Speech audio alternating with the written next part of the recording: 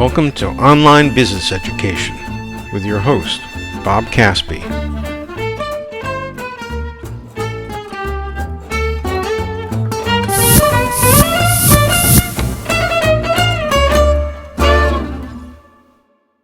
The difference between yes and no.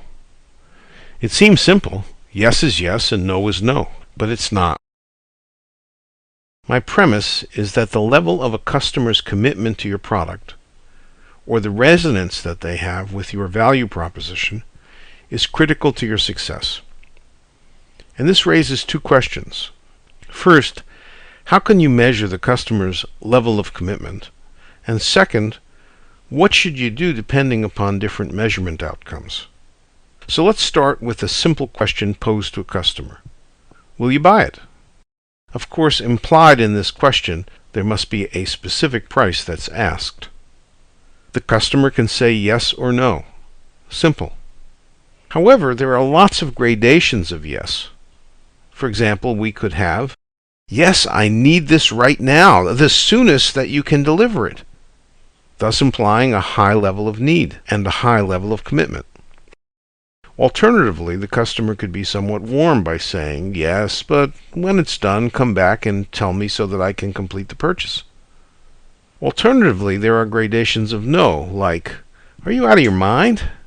Get out and stay out. Or more mildly, not this year, but maybe next year. Let us consider another scale that is not binary.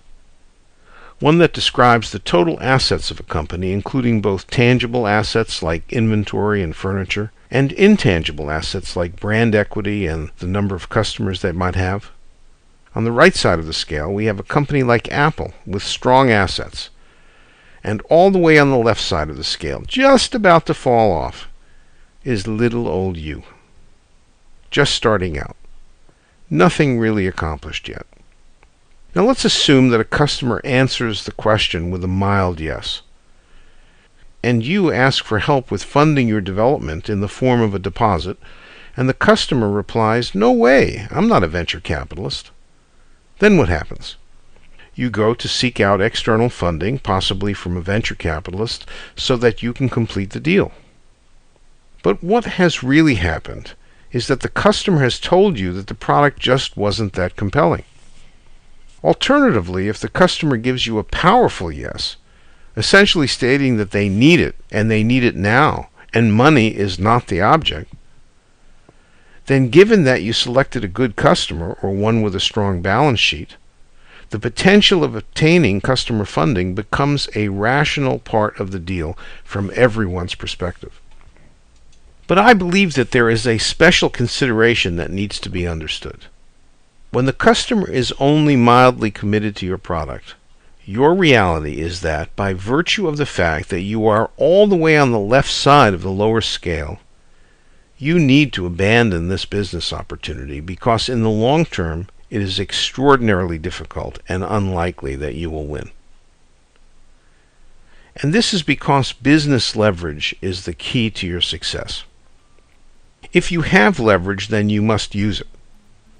And if you don't have leverage, and you have nothing else, you must abandon ship.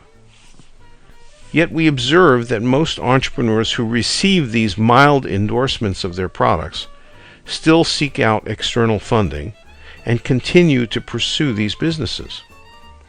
My belief is that they choose this path for two reasons. First, they are afraid to lose the work invested thus far, and as such, they are willing to accept even a crappy deal. But also, second, they simply don't understand the abundance of opportunity that surrounds them, being brought on by the incessant push of technology on all businesses, threatening all of them with extinction.